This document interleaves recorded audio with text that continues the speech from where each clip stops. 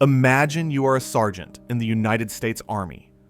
You are leading a platoon of men up a frozen, blood-soaked hill in Korea, straight into a wall of machine gun fire.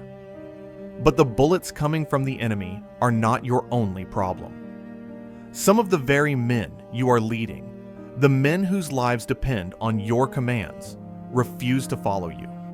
They ignore your orders. They question your authority, not because you are wrong, but because you are black. This is the impossible reality that Sergeant Cornelius H. Charlton faced.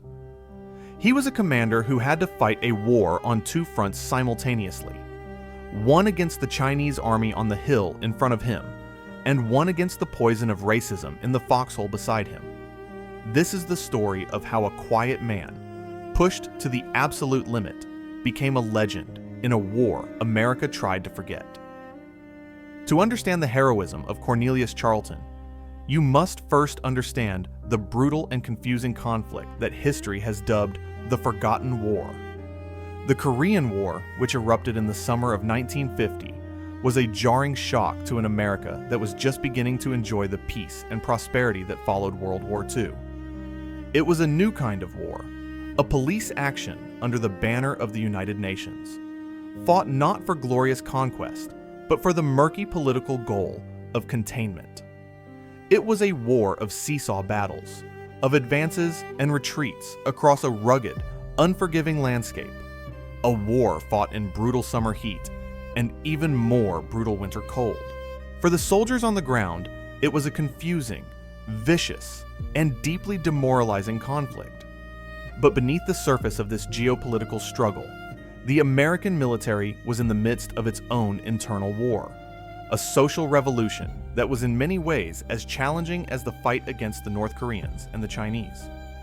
In 1948, President Harry S. Truman had signed Executive Order 99981, a monumental decree that officially mandated the desegregation of the United States Armed Forces. It was a promise written on paper in Washington, D.C., but it was a promise that had to be fulfilled in the mud and blood of the front lines. The Korean War became the first major conflict where this radical experiment in integration was put to the test. The resistance within the military was immense.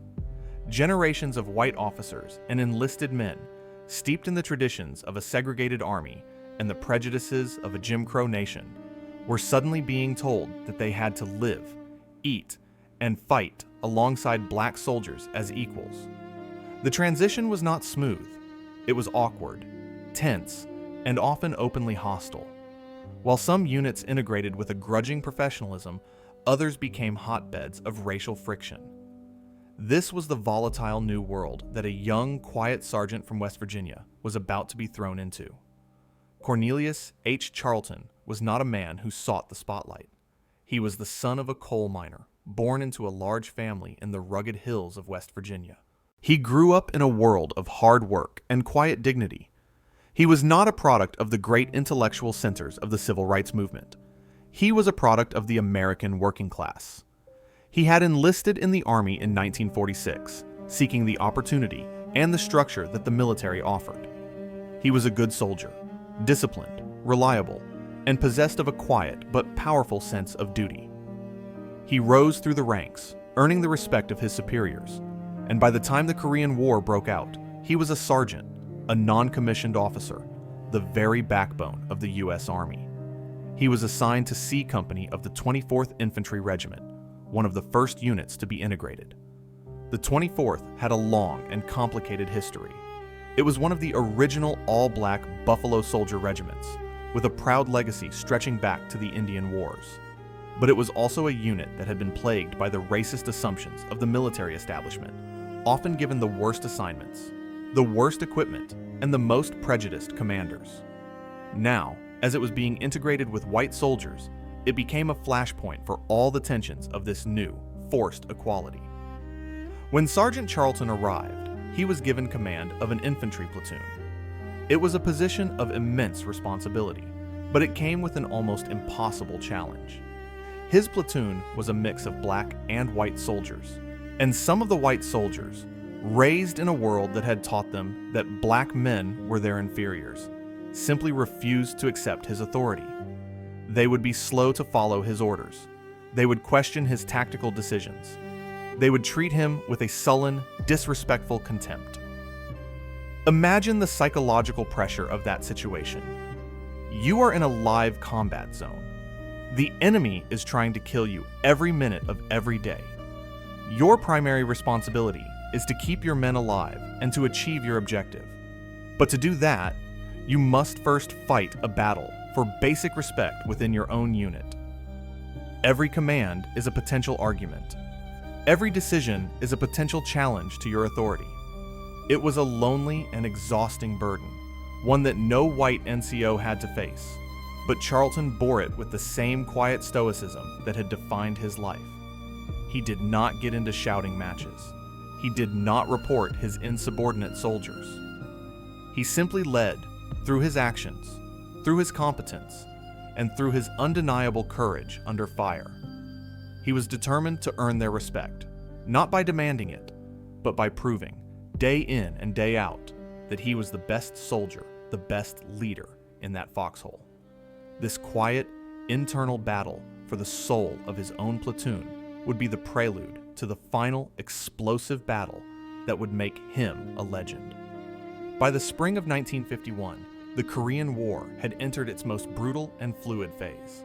The initial invasion by the North Koreans had been repulsed, but the massive intervention of the Chinese army had turned the conflict into a bloody, seesaw war of attrition. The front lines surged back and forth across the mountainous, unforgiving terrain of the Korean peninsula. The fighting was savage, often devolving into desperate, close-quarters struggles for control of nameless, barren hills that held immense tactical importance. It was a war of ridges and valleys, a vertical battlefield where victory was measured in feet, not miles. In May of 1951, Sergeant Charlton and the 24th Infantry Regiment found themselves engaged in a major offensive, pushing north against heavily entrenched Chinese and North Korean forces near the 38th parallel. Their objective was a series of fortified hills that commanded the surrounding terrain. It was here, in the final days of this offensive, that Charlton's platoon would be ordered to take a position that was simply designated on the maps as Hill 543. Hill 543 was not a mountain, but it was a fortress.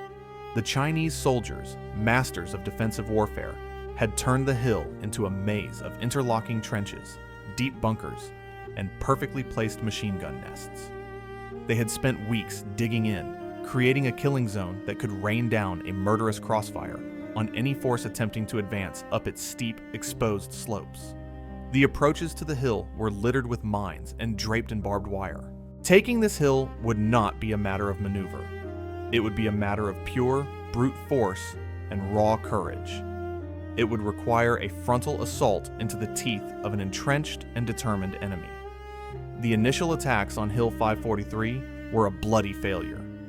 The American forces, including C Company, were thrown back with heavy casualties. The white lieutenant commanding Charlton's platoon was a young, relatively inexperienced officer, and he struggled to find a way to break the stalemate. Time and again, he would order his men to advance, and time and again, they would be cut down by the withering machine gun and mortar fire from the summit. The slopes of the hill became a graveyard of American soldiers. The morale of the platoon was beginning to crack. The men were exhausted, demoralized, and convinced that the hill was an impossible objective. It was in this atmosphere of failure and despair that the internal racial tensions within the platoon began to boil over. The white soldiers who had been resentful of Charlton's command now saw the failing attacks as proof of his incompetence, even though the orders were coming from the white officer. The black soldiers, who respected Charlton, grew increasingly angry at the perceived futility of the assaults and the disrespect shown to their sergeant. The fragile unity of the integrated platoon was shattering under the immense pressure of combat. On the morning of June 2nd, 1951, the order came down for one more push, one final desperate attempt to take Hill 543. The men were bone weary. They had been fighting for days with little rest or food. They looked up at the hill, at the puffs of smoke from the enemy machine guns that commanded every inch of the approach, and they saw only death. As the platoon prepared to move out, the young white lieutenant once again led the charge. But as they began to advance up the open slope, the enemy unleashed a particularly ferocious barrage of fire. The lieutenant was hit, a severe wound that took him out of the fight immediately. The platoon, now leaderless, was thrown into chaos. Pinned down by the intense fire, with their commanding officer out of action, the advance completely stalled. The men hugged the dirt, their faces pressed into the cold Korean soil, as bullets snapped and zipped just inches above their heads. Panic began to set in. Some soldiers started to pull back, turning the assault into a disorganized retreat. The entire attack, and perhaps the lives of every man in the platoon, hung in the balance. It was in this moment of absolute crisis, with his unit disintegrating around him, that Sergeant Cornelius H. Charlton made the decision that would seal his fate and forge his legend. He was the ranking NCO. Command now fell to him.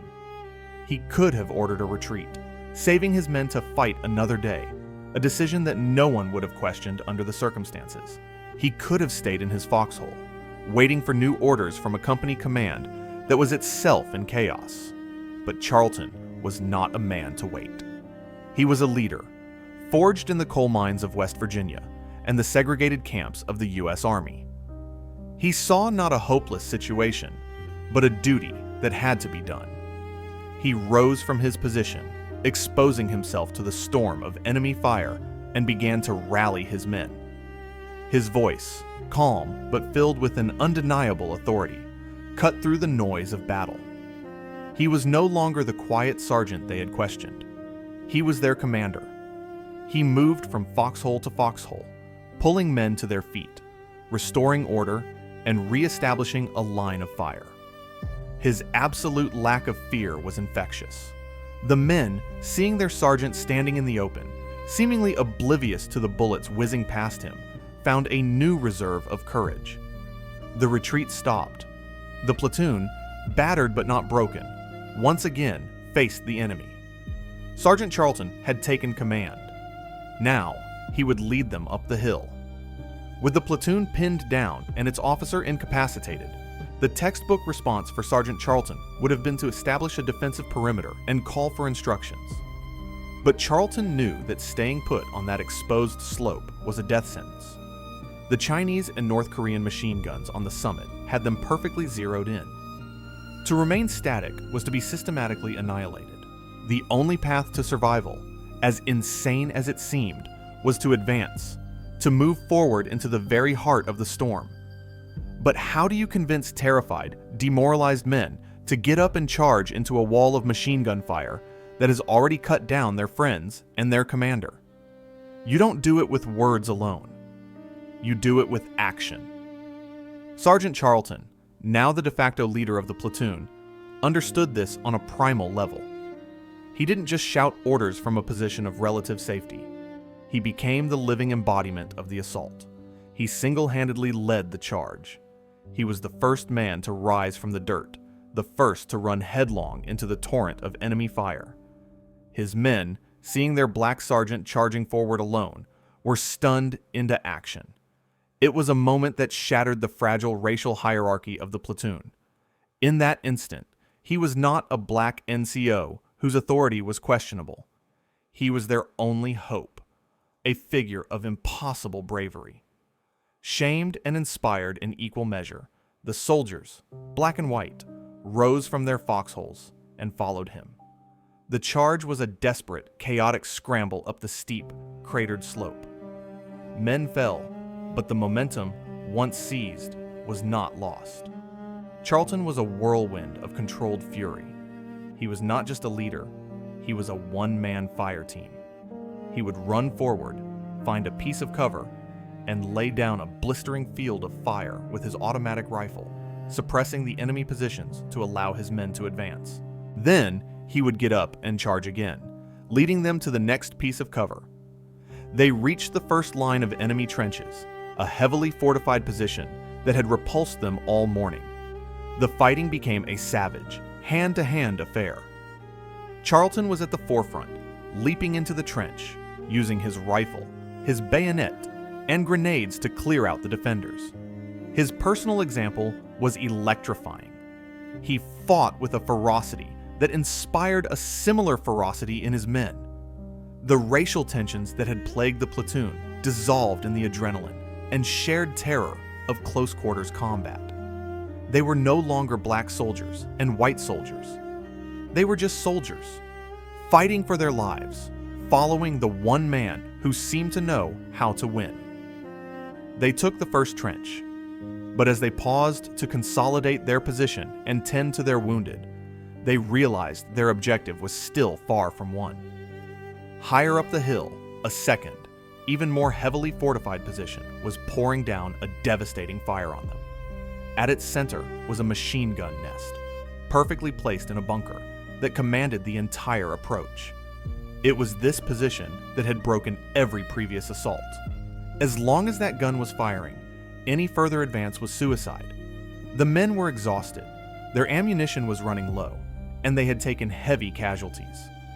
The initial adrenaline of the charge was beginning to wear off, replaced by the grim realization of their perilous situation. They were trapped halfway up a hill, with a deadly enemy above them and no easy path of retreat. Despair began to set in once again. But Sergeant Charlton was not finished. He knew that the momentum of an attack is everything. To stop was to die. He gathered the remnants of his platoon. He reorganized his fire teams. And then he did it again. He led a second charge, this time directly at the heart of the enemy's defense, the machine gun bunker. It was an act of almost unbelievable audacity. He was leading his men on a direct, frontal assault against a fortified machine gun. By every rule of military tactics, it was an impossible, suicidal mission. As they charged, the machine gun opened up, its fire a scythe that cut through the air. Men fell around Charlton, but he kept going, his body low, running through the storm of bullets. He reached a point just yards from the bunker, but the fire was too intense. The assault stalled. The men were pinned down, unable to move forward, unable to retreat. It was in this moment of absolute crisis, with his second charge on the verge of collapsing, that Sergeant Charlton would perform the act that would make him immortal. He had brought his men this far through his leadership. He would now take them the rest of the way through his own personal sacrifice.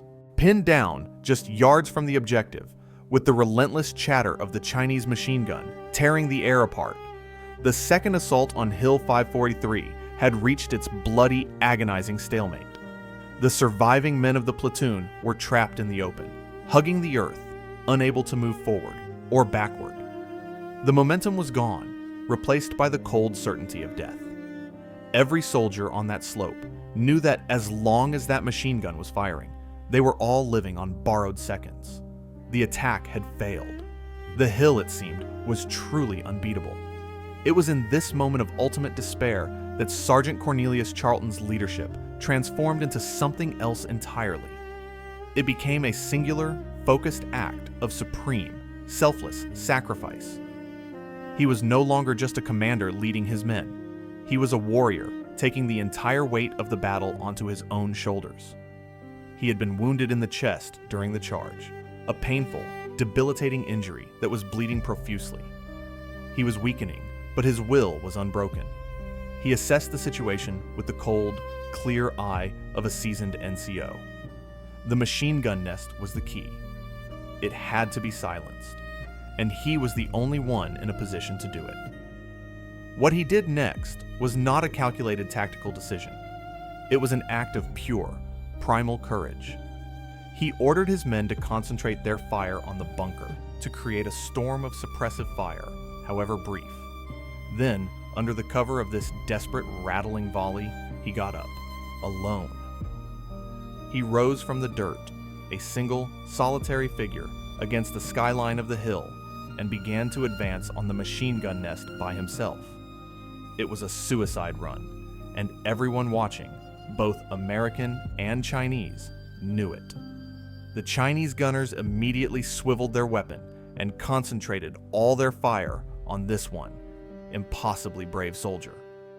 The air around Charlton became a hornet's nest of bullets. He was hit again, the impact spinning him, but he did not fall. He staggered, regained his footing, and kept moving forward, step by agonizing step. He was no longer running. He was a man walking through a hurricane of steel, driven by a purpose that was stronger than pain, stronger than fear, stronger than the instinct for survival itself. He was a symbol, in that moment, of every battle he had ever fought. He was the son of a coal miner, pushing a heavy cart up a steep incline. He was the quiet recruit, enduring the slurs of his instructors. He was the sergeant, battling the disrespect of his own men. Every step was an act of defiance, a refusal to be stopped, a refusal to be broken. He reached the edge of the enemy emplacement. With the last of his strength, he pulled the pins on his grenades and hurled them, one after another, into the bunker. The explosions were a muffled final punctuation to his charge. And then the machine gun fell silent. The single greatest obstacle to their advance, the weapon that had held them at bay and killed so many of their comrades, had been destroyed. The effect on the surviving members of the platoon was instantaneous and electric.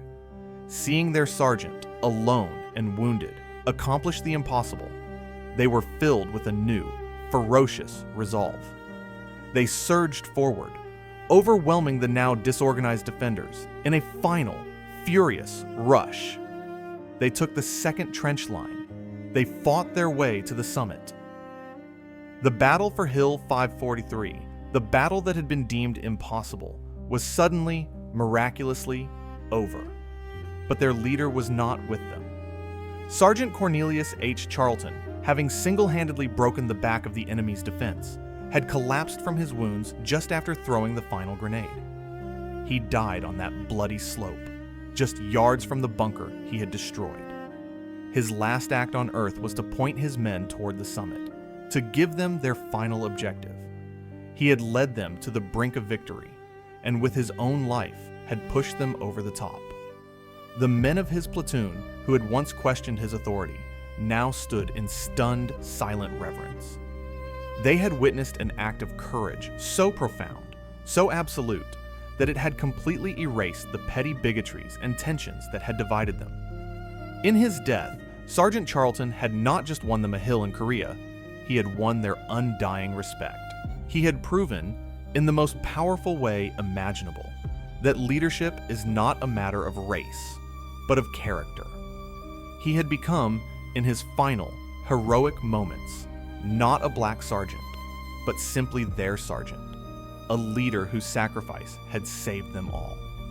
The experiment of integration, in that small corner of a forgotten war, had found its brutal, tragic, and ultimately triumphant validation in the actions of one quiet, indomitable man. The silence that fell upon Hill 543 in the moments after its capture was a heavy, surreal thing. It was a silence filled with the echoes of battle, the cries of the wounded, and the stunned disbelief of the survivors. The men of C Company stood on the summit they had been told was impregnable, looking down at the terrible cost of their victory. And at the heart of that victory was the profound, aching absence of the man who had made it possible. Sergeant Cornelius H. Charlton was gone, but his presence was everywhere. It was in the sudden, newfound unity of his platoon. It was in the faces of the white soldiers who now looked at their black comrades not with suspicion, but with a deep, shared sense of grief and awe. And it was in the undeniable fact that they were standing on ground that had been bought with his life. In the immediate aftermath, the story of what Charlton had done spread like wildfire through the ranks.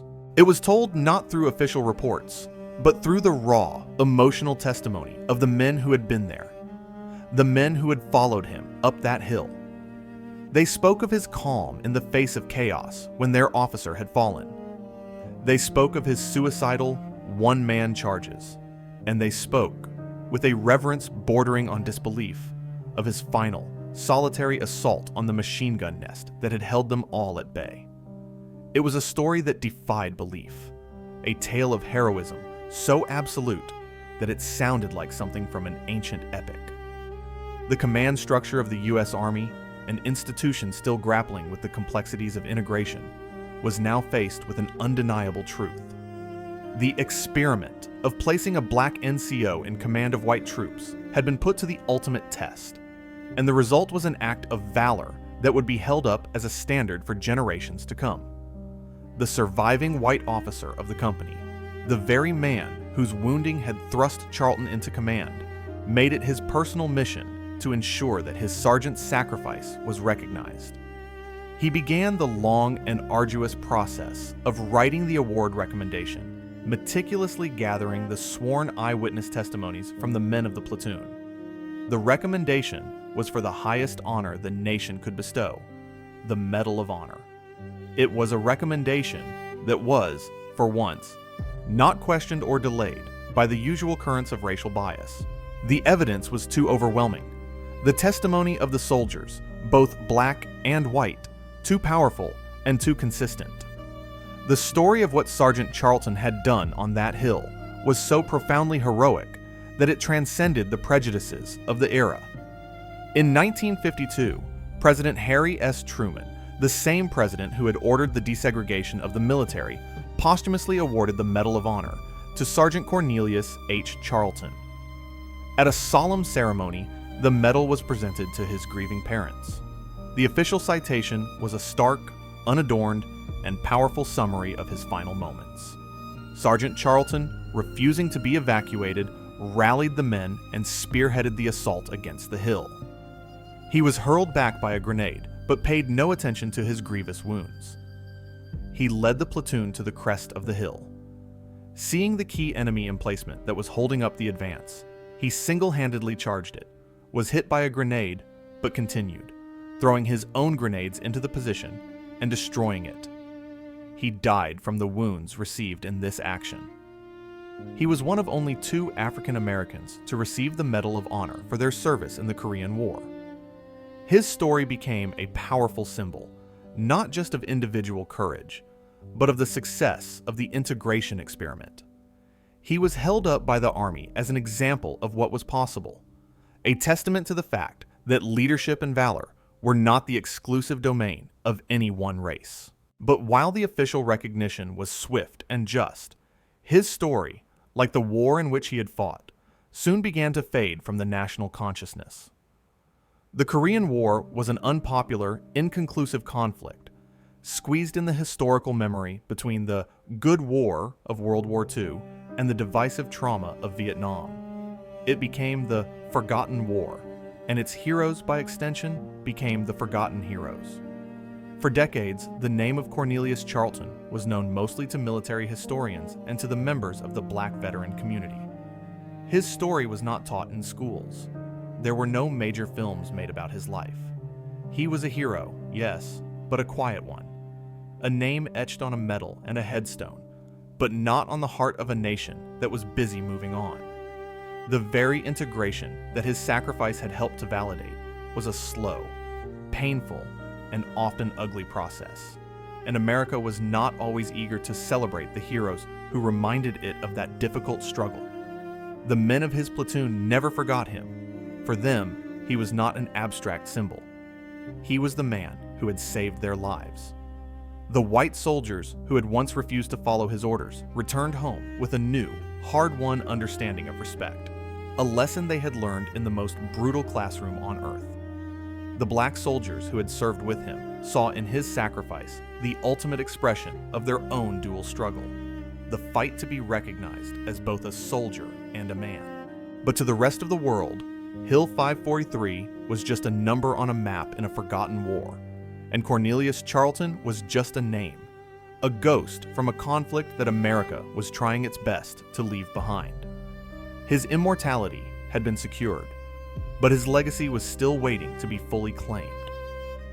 The posthumous awarding of the Medal of Honor to Sergeant Cornelius Charlton was a monumental event, a rare moment of official, unambiguous recognition in an era still rife with systemic prejudice.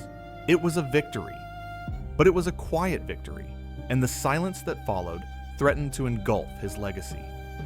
To truly understand the importance of his story, we must look beyond the medal and the citation and see his heroism not as an endpoint, but as a pivotal moment in the long, arduous battle for the soul of America.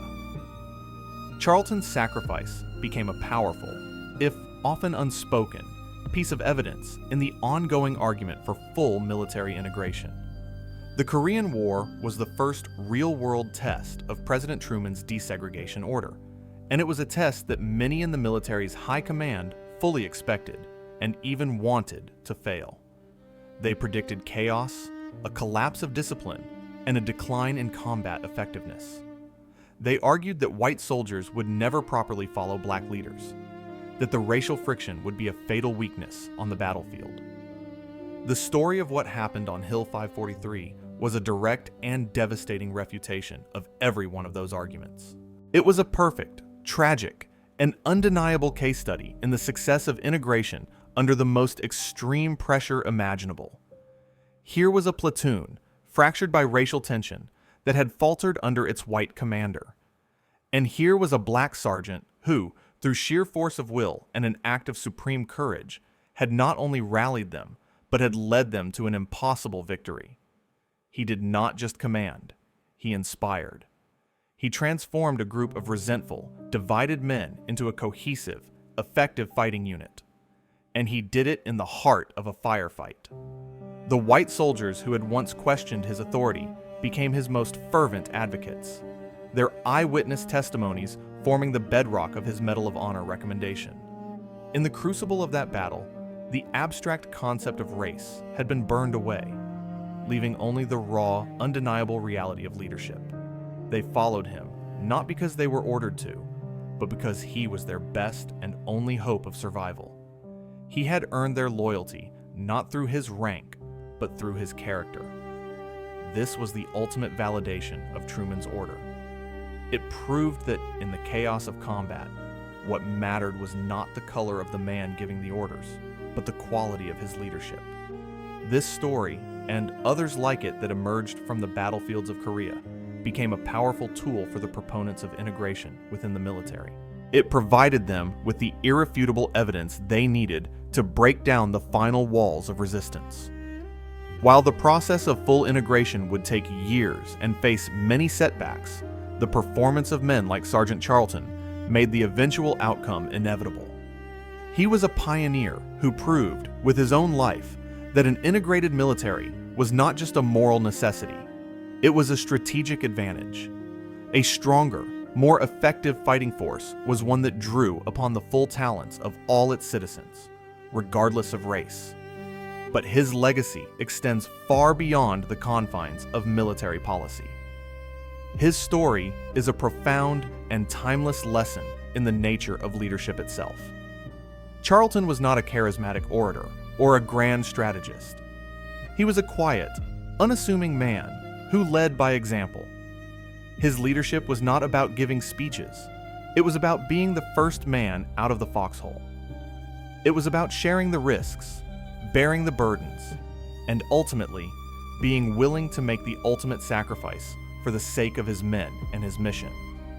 This is the purest form of leadership, a leadership that is earned in moments of crisis and is rooted in an absolute commitment to the well-being of the team. His story is also a powerful counter-narrative to the idea that heroes are born, not made. Charlton was not a superhero. He was the son of a coal miner, a man from a humble background who was thrust into an extraordinary situation. His heroism was a choice, a series of choices he made in the final, desperate hours of his life.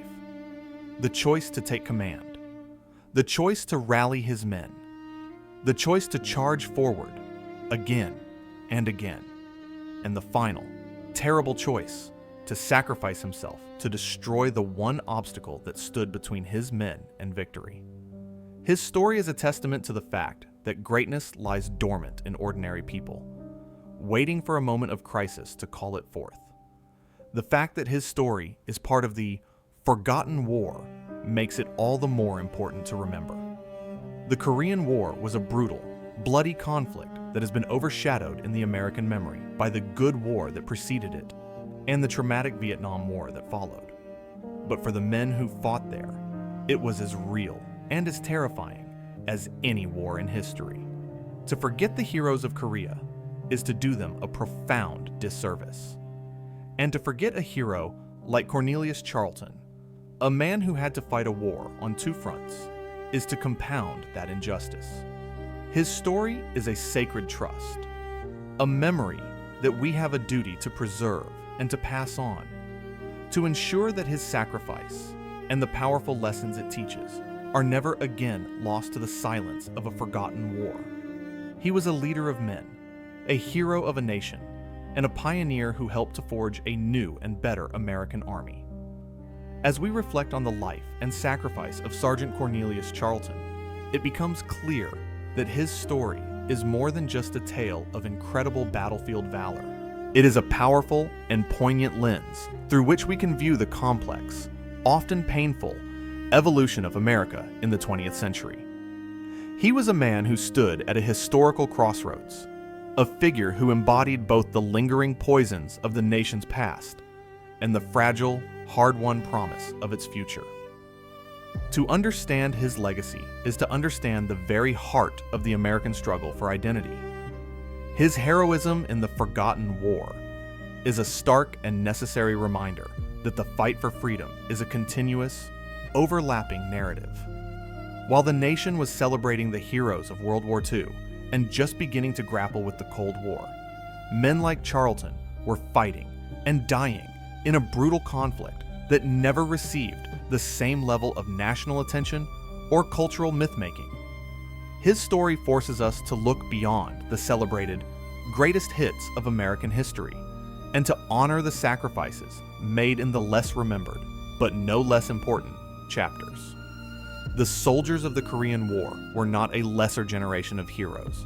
They were men who answered the call, who fought with immense courage in a deeply confusing and unpopular conflict, and who deserve their own sacred place in the nation's memory. Furthermore, Charlton's story is a profound chapter in the saga of the Double V campaign. This was the fight for victory over fascism abroad and victory over racism at home, a struggle that began in World War II but was far from over by the time the Korean War erupted. Charlton was a soldier of this second, more difficult phase. He was a product of President Truman's desegregation order, a living symbol of the nation's reluctant top-down attempt to live up to its own ideals. But his experience on the ground, battling the insubordination and prejudice of his own men, proves that a signature on a piece of paper in Washington, D.C. does not magically erase centuries of ingrained bigotry. He was fighting a war for the very soul of the American military. His leadership was not just a tactical act, it was a political and social one. Every time he gave an order that was followed, every time he earned a measure of respect from a skeptical white soldier, he was striking a blow against the old, segregated order. He was proving, in the most dangerous environment imaginable, that an integrated army could not only function, but could excel. His success, and the success of other black leaders in Korea, provided the irrefutable, on-the-ground evidence that the military needed to push past the resistance and make full integration a reality. He did not just help win a battle on a hill, he helped to win the argument for a more just and effective American army. His story is also a powerful lesson in the nature of quiet leadership. In an age that often celebrates the loudest voices and the most charismatic personalities, Charlton stands as a testament to a different kind of power. He was not a man of grand speeches. He was a man of quiet competence, of stoic determination, of leading from the front. His authority was not derived from a booming voice, but from the undeniable evidence of his own courage. He led not by demanding respect, but by being so undeniably worthy of it that it could not be withheld. This is a form of leadership that is often overlooked, but it is perhaps the most authentic and powerful kind of all. It is the leadership that is earned in moments of crisis, that is rooted in action, not words, and that inspires loyalty through example, not through coercion.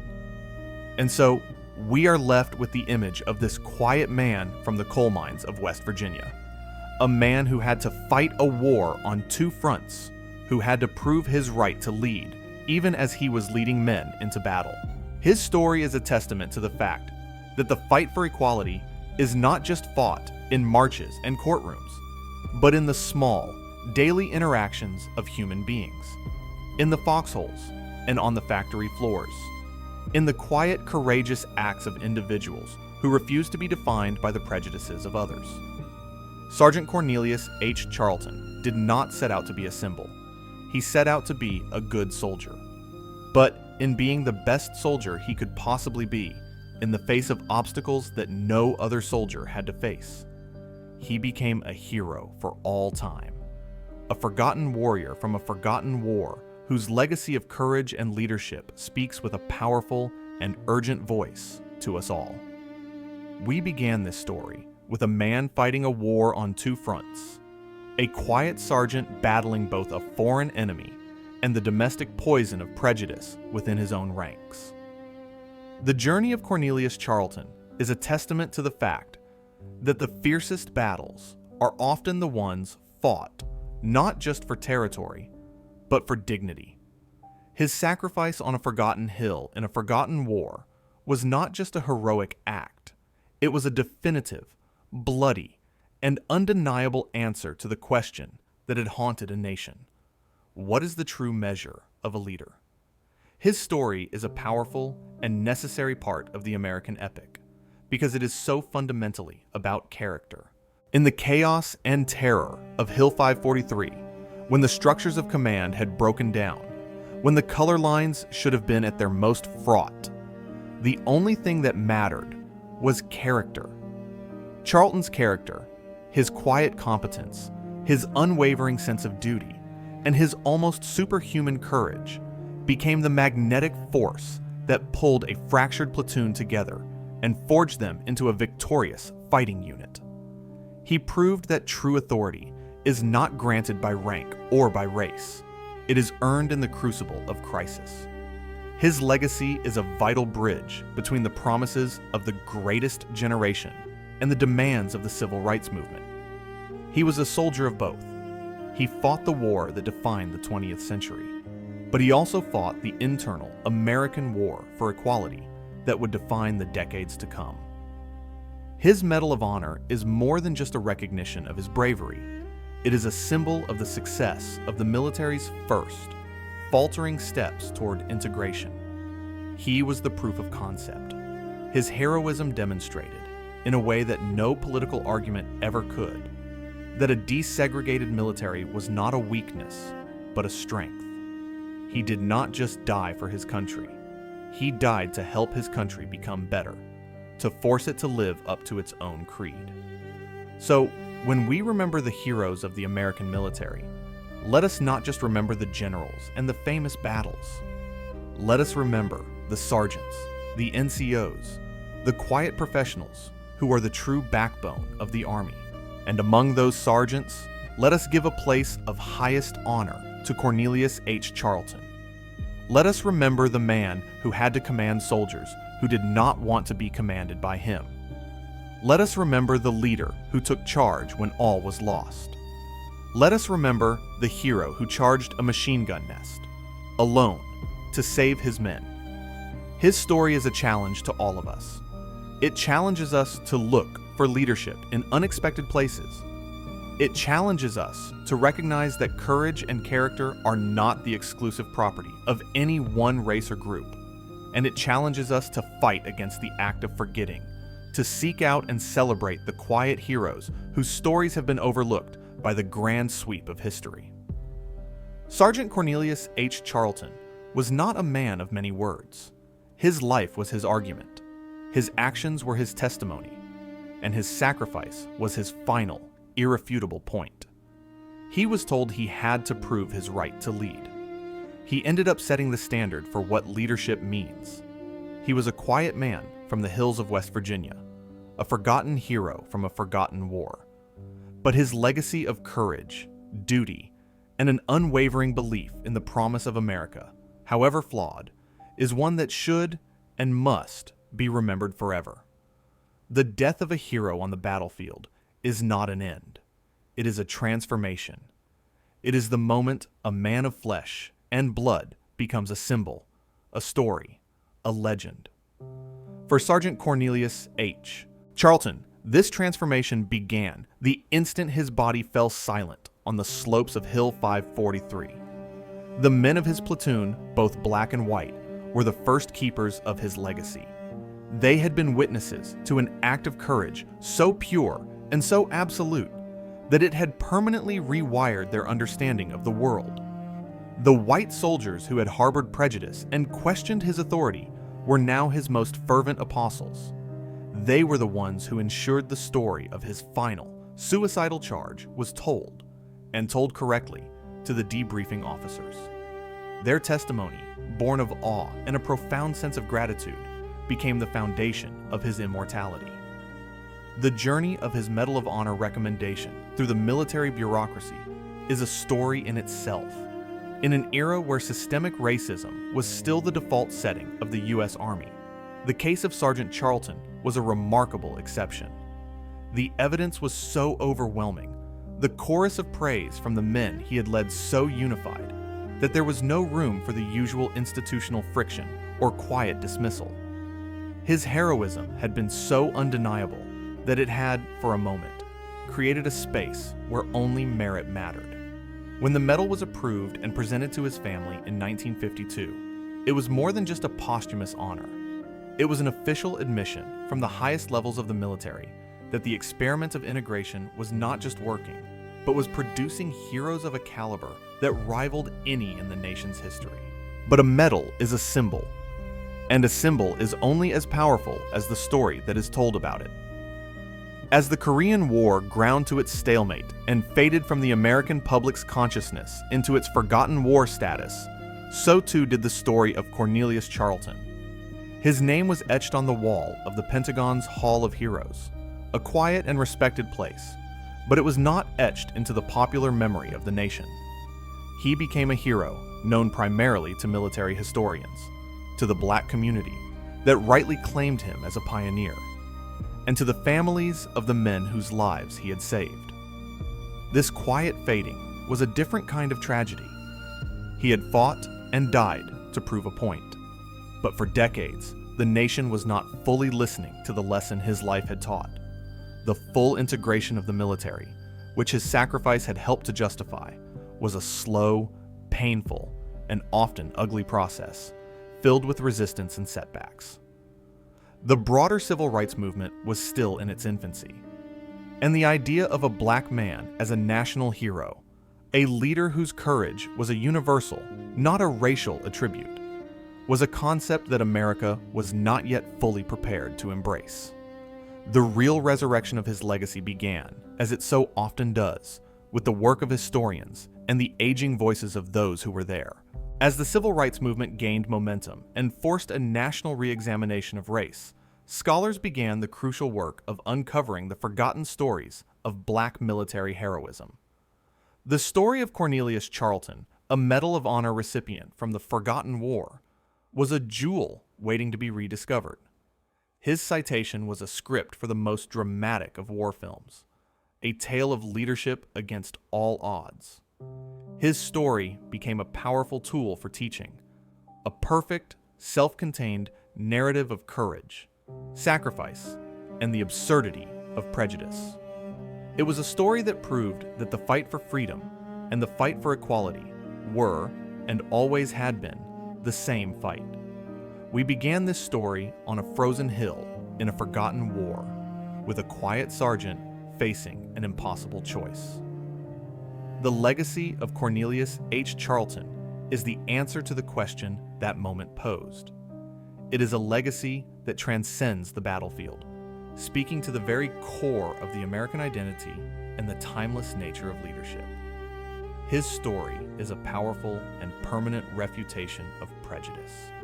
It is a real-world, life and death demonstration that character is not determined by color. The white soldiers who initially refused to follow him were not evil men. They were products of a sick and prejudiced society.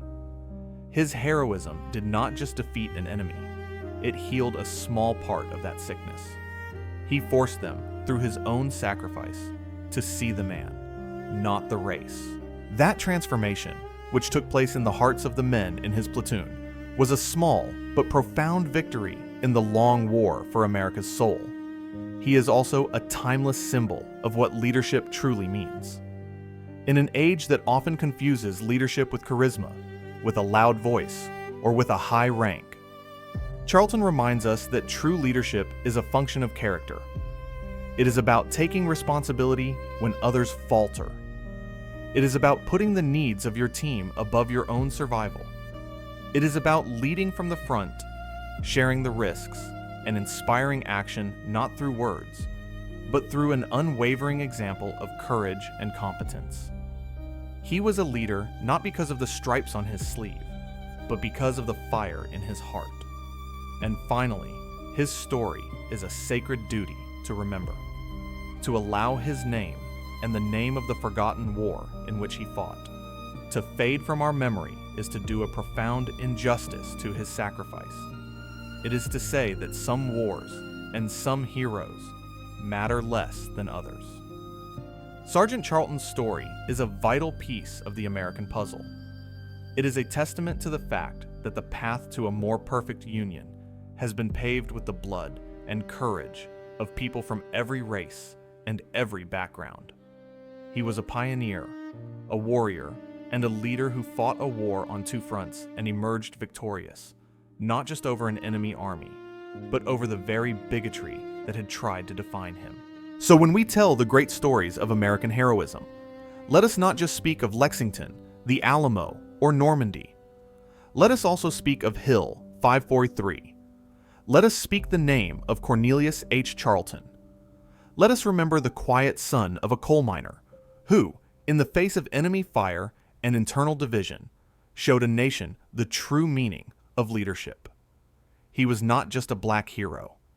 He was an American hero, in the purest and most profound sense of the word. His life was a testament to a simple but powerful truth, that in the final, ultimate test, it is not where you come from that matters, but what you are willing to stand for. And he stood for his men. He stood for his duty. And he stood for a future that he would not live to see, but that his sacrifice helped to create.